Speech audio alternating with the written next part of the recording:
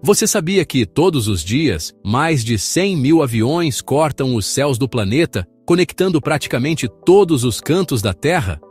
De Nova York a Londres, de São Paulo a Tóquio. As rotas aéreas formam uma verdadeira teia global.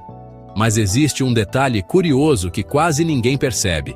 Entre a América do Sul e a África, os voos são raríssimos. Enquanto o resto do mundo é cheio de opções, esses dois continentes vizinhos parecem isolados. E a grande pergunta é: por quê? Para começar a entender, precisamos olhar para a geografia. De cara parece estranho. Afinal, juntos, África e América do Sul somam quase 2 bilhões de habitantes, cerca de 1/4 de toda a população mundial. Teoricamente, deveria existir uma imensa demanda por conexões aéreas entre os dois lados do Atlântico. E mais, se você medir a distância entre Natal, no Brasil, e Freetown, em Serra Leoa, são apenas 2.900 quilômetros em linha reta. Isso é praticamente a metade do trajeto entre Nova York e Londres, uma das rotas mais movimentadas do planeta, com mais de 4 milhões de passageiros por ano. Ou seja, o problema não é a distância. Então, o que está acontecendo? A resposta está no Oceano Atlântico Sul. Essa região é um verdadeiro vazio aéreo. Quase não existem ilhas ou territórios com pistas que possam receber aviões em caso de emergência. E aqui entra uma regra crucial da aviação comercial.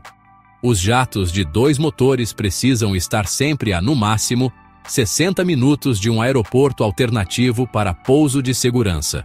No Atlântico Sul, isso se torna um desafio gigante. Na prática, existem apenas 3 opções de pista em toda a imensidão oceânica.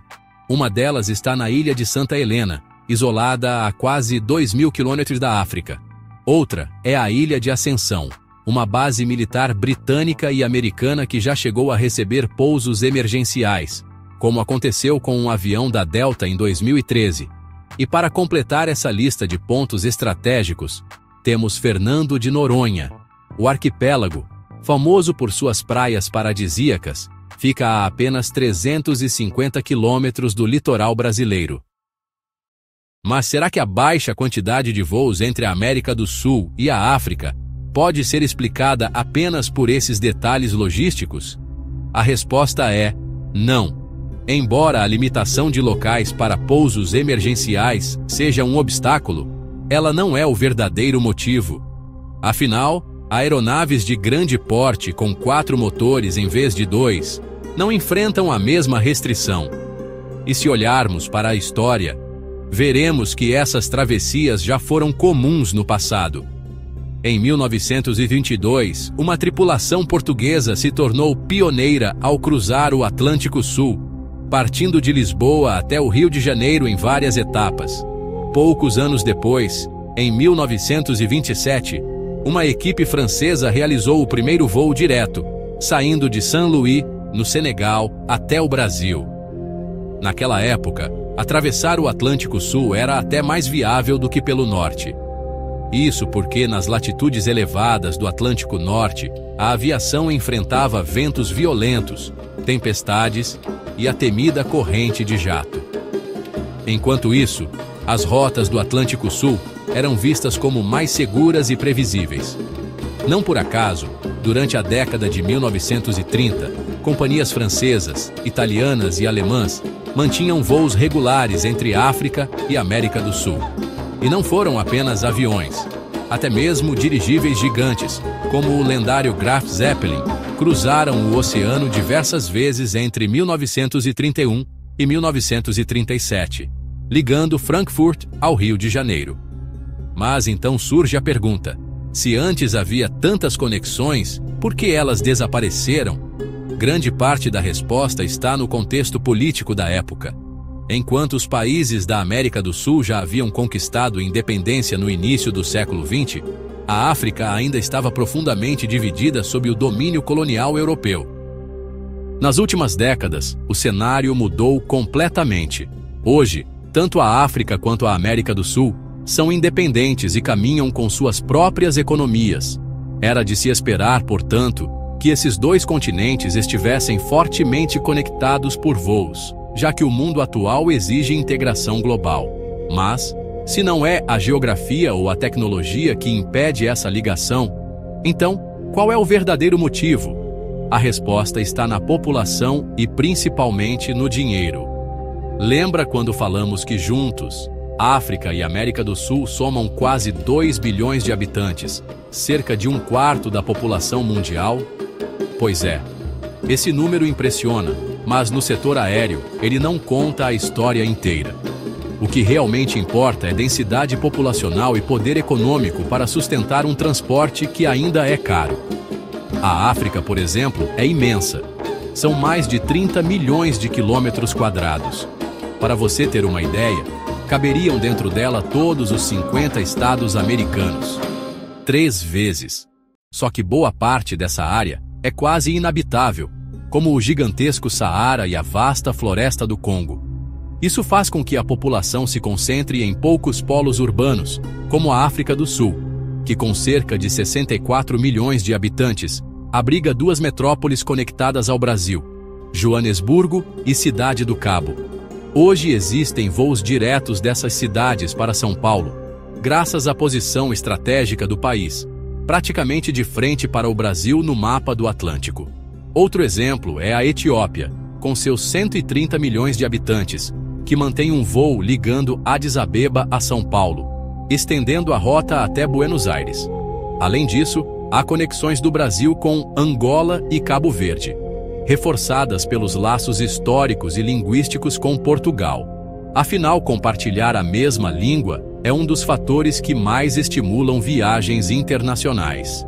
E aqui surge um detalhe importante. Se você reparar bem, quase todos esses voos têm o Brasil como ponto central. Não é à toa. Afinal, o país concentra quase metade da população da América do Sul, com mais de 210 milhões de habitantes. Ou seja, voos cruzando o Atlântico Sul até existem, mas são poucos. E se não é a geografia nem a população que limita essas rotas, então sobra apenas um fator determinante: a economia. A frase "dinheiro faz o mundo girar" nunca fez tanto sentido. O turismo internacional continua sendo um luxo caro, e as empresas já não dependem tanto de viagens como no passado. Assim, se não há demanda econômica para justificar a conexão entre 2 destinos, simplesmente não haverá oferta. E essa é a dura realidade. Tanto a África quanto a América do Sul não possuem economias fortes o suficiente para gerar um fluxo intenso de voos transatlânticos. Se a gente virar o olhar para o Atlântico Norte, o contraste é impressionante. Todos os dias, nada menos que 2.000 aviões cruzam o oceano ligando a América do Norte à Europa. É como se fosse uma ponte aérea gigante funcionando sem parar, conectando quase todas as grandes cidades que você imaginar. Uma única metrópole, seja em Paris, Londres, Nova York ou Toronto, geralmente tem voos diretos para meia dúzia, ou até mais, cidades do outro lado do oceano. Esse nível de conectividade é de cair o queixo, principalmente quando lembramos que, há pouco mais de um século, voar sobre o Atlântico era visto como algo extremamente arriscado. Mas, qual é a mágica que explica tanta diferença? Vamos aos números. Juntas, Europa e América do Norte somam pouco mais de 1,3 bilhão de habitantes, menos do que a população combinada da África e da América do Sul, que chega perto dos 2 bilhões. Só que aqui entra o fator decisivo: o dinheiro. Enquanto Europa e América do Norte movimentam cada uma quase 30 trilhões de dólares por ano, a América do Sul não passa de 4,3 trilhões, e a África fica abaixo de 3 trilhões. Em outras palavras, mesmo com muito mais gente, esses 2 continentes têm apenas uma fração da força econômica das potências do Norte. Além disso, o perfil da economia faz toda a diferença. Nos países do Norte, a base é sustentada por setores de alto valor, como engenharia, negócios, indústria farmacêutica e entretenimento.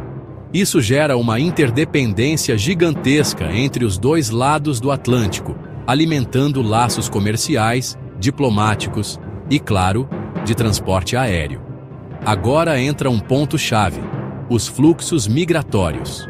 Pessoas sempre buscam melhores condições de vida.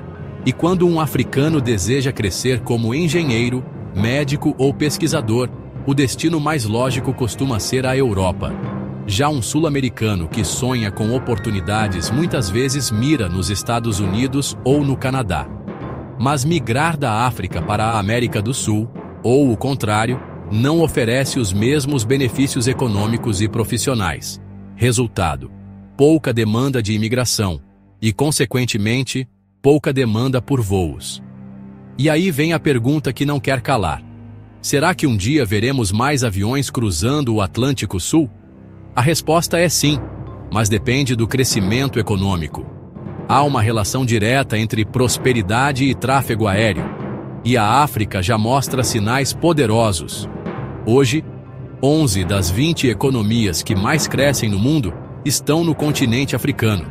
Isso significa que não é uma questão de se, mas de quando veremos novas rotas surgirem ligando África e América do Sul. A verdade é simples: onde o dinheiro vai, os aviões seguem. E por isso, a cada vez que você encontra um vazio nas rotas aéreas, pode apostar: a explicação quase sempre está na economia. Então, agora você já sabe por que os céus do Atlântico Sul ainda são tão silenciosos quando comparados aos do Norte.